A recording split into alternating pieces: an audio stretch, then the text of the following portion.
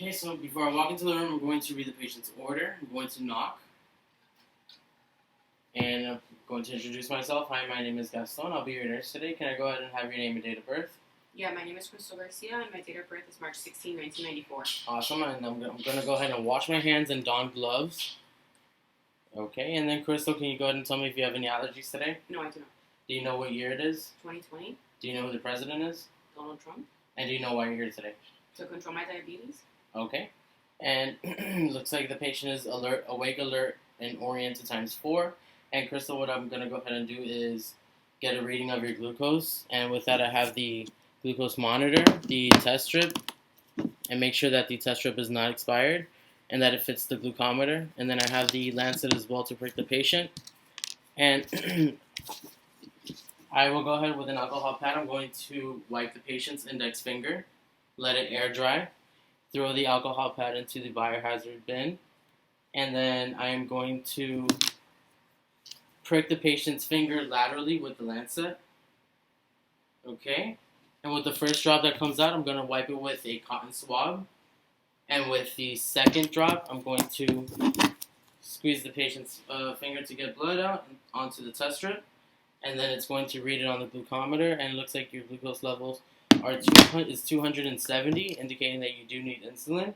So I'm going to go ahead and dispose all the equipment here into the biohazard bin. Okay. And then, Ms. Garcia, just give me a moment. I'll be right back. I'm going to go run to the medication room to grab your insulin, okay? Okay. I'm going to take off the gloves and wash my hands. And then I'm going to the medication room. And then, so here we have the two. I'm going to check on the Pyxis first for the medication order. Make sure that's the right patient, right medication dosage and time. And then I'm going to read the patient's order as well. And it looks like the provider wrote an order for 3 units of NPH and 10 units of regular insulin. And so I'm going to, with an alcohol pad, wipe off the tops first of the NPH, let it air dry, and then with another alcohol pad, I'm going to wipe the top off of the regular insulin. Throw that into the biohazard bin.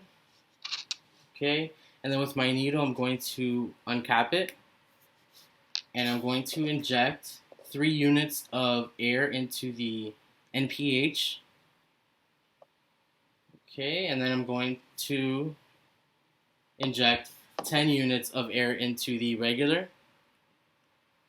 And then I'm going to flip it and take out 10 units, draw out 10 units of regular. And then I'm going to verify with another nurse that it's 10 units. If we can see that. Okay. And then with the NPH, I'm going to insert the needle in it, flip it, and then draw out 3 units of NPH and verify with a nurse that there's 13 units in total in here. Okay. I'm going to recap it and label it with the patient's name, the time, date of birth, and my initials. And then I'm going to put the medication back into the Pyxis. I'm going to wash my hands and walk back into the patient's room. Walk back into the patient's room.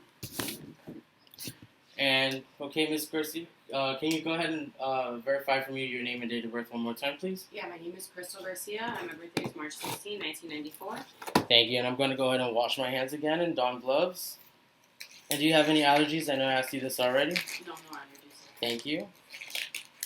Now, Ms. Garcia, what I'm going to go ahead and do is provide privacy again, and I'm going to administer an insulin shot to you today. Have you ever had an insulin shot before? Yes. And where do you normally get it? I like it on my upper arm. Okay.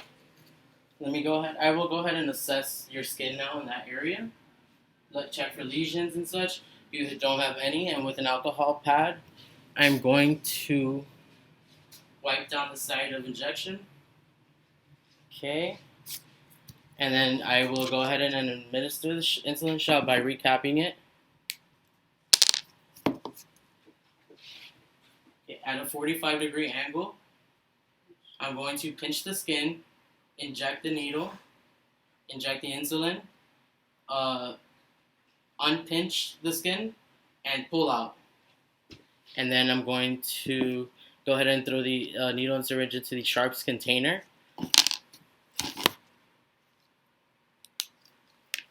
Okay, and now I'm going to give my patient education.